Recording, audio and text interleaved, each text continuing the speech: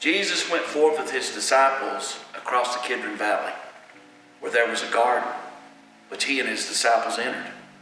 Now Judas, who betrayed him, also knew the place, for Jesus often met there with the disciples.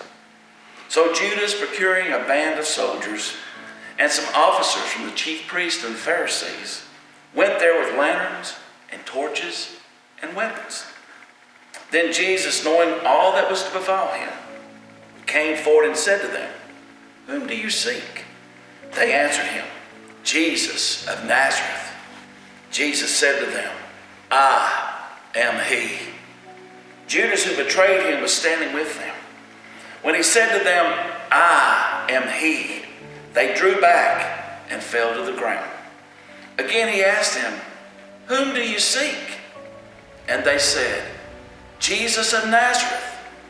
Jesus answered, "I told you that I am he. So if you seek me, let these men go." This was to fulfill the word which he had spoken. "I did not lose a single one of those whom you gave me." Then Simon Peter, having a sword, drew it and struck the high priest's slave and cut off his right ear. The slave's name was Malchus. Jesus said to Peter, "Put your sword into its sheath. Shall I not drink the cup which the Father has given to me?" So the band of soldiers and their captain and the officers of the Judean authorities seized Jesus and bound him. First, they led him to Annas, for he was a father-in-law of Caiaphas, who was the high priest that year. It was Caiaphas who had given counsel to the religious authorities that it was expedient that one man should die for the people. Simon Peter followed Jesus, as did another of the disciples. The other disciple was acquainted with the high priest, so he was allowed to enter the high priest's courtyard with Jesus. Peter had to stay outside at the gate. And then the disciple, who knew the high priest, spoke to the woman watching at the gate, and she let Peter in. The woman asked Peter, "You're not one of that man's disciples, are you?" "No," he said, "I am not." Because it was cold, the household servants and the guards had made a charcoal fire. They stood around it, warming themselves, and Peter stood with them, warming himself. The high priest, when questioned Jesus about his disciples and his teaching, and Jesus answered him, "I have spoken openly to the world. I've always taught in the synagogues and in the temple, where all the Jewish people came together. I've said nothing secretly. Why do you ask me? Ask those who have heard me what I have said to them. Then they know what I have said." When he had said this, one of the officers standing by Jesus struck him with his hand, saying, "Is that how to answer the high priest?" Jesus answered him, "If I have spoken wrongly, bear witness to the wrong. But if I have spoken rightly, why do you strike me?" Annas then sent him bound to Caiaphas, the high priest. Now Simon Peter was standing and warming himself. They said to him, "Are not you also one of his disciples?" He denied it and said, "I am not." One of the servants of the high priest, a kinsman of the man whose ear Peter had cut off, "Did I not see you in the garden with him?" Peter again denied it, and at once the cock crowed. Then they led Jesus from the house of Caiaphas to Pilate's headquarters. It was early. They themselves did not enter the headquarters, so that they might not be defiled, but might eat the Passover. So Pilate went out to them and said, "What accusation do you bring against this man?" They answered him, "If this man were not an evildoer, we would not have handed him over." Pilate said to them, "Take him yourselves and judge him by your own law." The religious authorities said to him, "It is not lawful for us to put any man to death." This was to fulfill the word which Jesus had spoken, to show by what death he was to die. Pilate went back to his headquarters and called for Jesus to be brought to him. "Are you the king of the Jews?" he asked him. Jesus replied, "Is this your own question, or did others tell you about me?" "Am I a Jew?" Pilate retorted. "Your own people and the leading priest brought you to me for trial. Why? What have you done?" Jesus answered, "My kingdom is not an earthly kingdom. If it were, my followers would fight to keep me from being handed over to the Jewish leaders. But my kingdom is not of this world." Pilate said, "So you are a king?" Jesus responded, "You say I am a king. Actually, I was born and came in the world to testify to the truth. All who love the truth recognize that what I say is true." Pilate said, "What is truth?" After Pilate had said this, he went to the religious authorities again and told them, "I find no crime in him. But you have a custom that I should release one man to you at the Passover. Will you have me release for you the King of the Jews?" They cried out again, "Not this man, but Barabbas." Now Barabbas was a robber. Then Pilate took Jesus and scourged him. And the soldiers plaited a crown of thorns and put it on his head, and arrayed him in a purple robe. They came to him saying, "Hail, King of the Jews!" and struck him with their hands. Pilate went out again and said to them, "See, I am bringing him out to you, that you may know that I find no crime in him."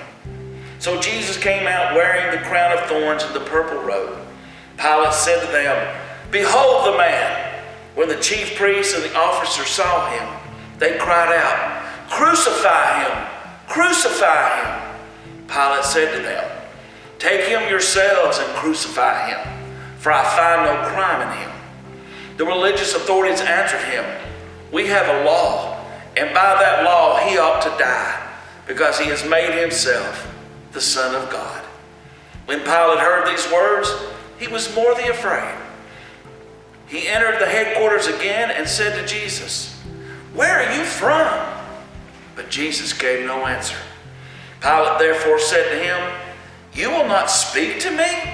Do you not know that I have the power to release you and power to crucify you?" Jesus answered him, "You have no power over me unless it had been given you from above.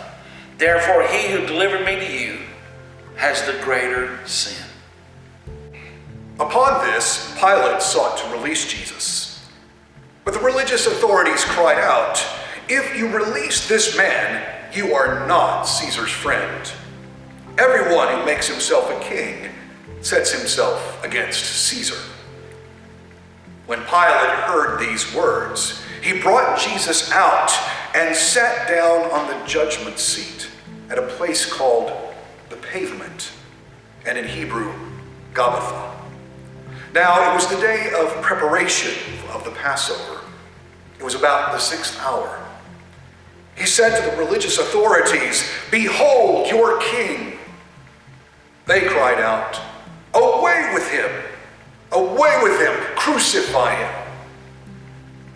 Pilate said to them, "Shall I crucify your king?" The chief priests answered, "We have no king but Caesar."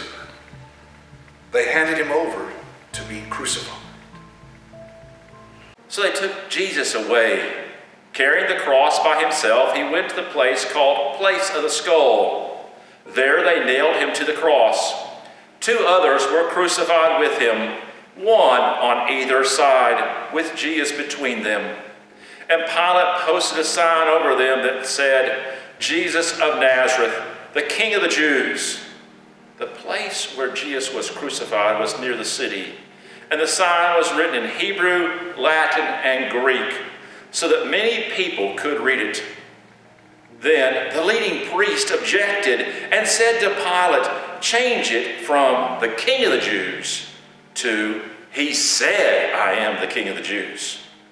Pilate replied, what I have written, I have written. When the soldiers had crucified Jesus, they took his garments and made 4 parts, one for each soldier. Also his tunic, but the tunic was made with one without a seam, woven from top to bottom. So they said to the one and to the other, let us not rend it, let's not tear it, but cast lots for it to see who it shall be. And this was fulfilled, to fulfill the scripture, that they parted my garments among them, and for my clothing they cast lots. So the soldiers did this, but standing by the cross of Jesus were his mother's sister, Mary, the wife of Clopas, and Mary Magdalene. When Jesus saw his mother and the disciple whom he loved standing near, he said to his mother, Woman, behold your son. Then he said to the disciple, Behold your mother. And from that hour, the disciple took her into his own house. After this, knowing that all now was finished, said, to fulfill Scripture, I thirst.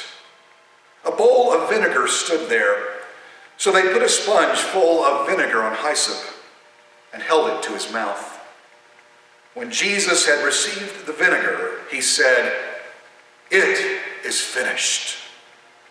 And he bowed his head and gave up his spirit. It was the day of preparation. The Jewish leaders did not want the bodies hanging there the next day, which was the Sabbath, and a very special Sabbath because it was the Passover. So they asked Pilate to hasten their deaths by ordering that their legs be broken. Then their bodies could be taken down. So the soldiers came and broke the legs of the 2 men crucified with Jesus. But when they came to Jesus, they saw that he was already dead, so they did not break his legs. One of the soldiers, however, pierced his side with a spear, and immediately blood and water flowed out. This report is from an eyewitness giving an accurate account. He speaks the truth so that you also can believe. These things happened in fulfillment of scriptures that said, not one of his bones will be broken, and they will look upon the one they have pierced. After this, Joseph of Arimathea, who was a disciple of Jesus, but secretly, for fear of the religious authorities, he asked Pilate that he might take away the body of Jesus. And Pilate gave him leave. So he came and took away his body. Nicodemus also, who had first come to him by night, came bringing a mixture of myrrh and aloes, about 100 pounds weight. And they took the body of Jesus and bound it in linen clothes with pieces of cloth and with the spices, in the burial custom of the Jews. Now in the place where he was crucified, there was a garden, and in the garden a new tomb, where no one had been laid. So because of the Jewish custom of the day of preparation, as the tomb was close at hand, they laid Jesus' body there.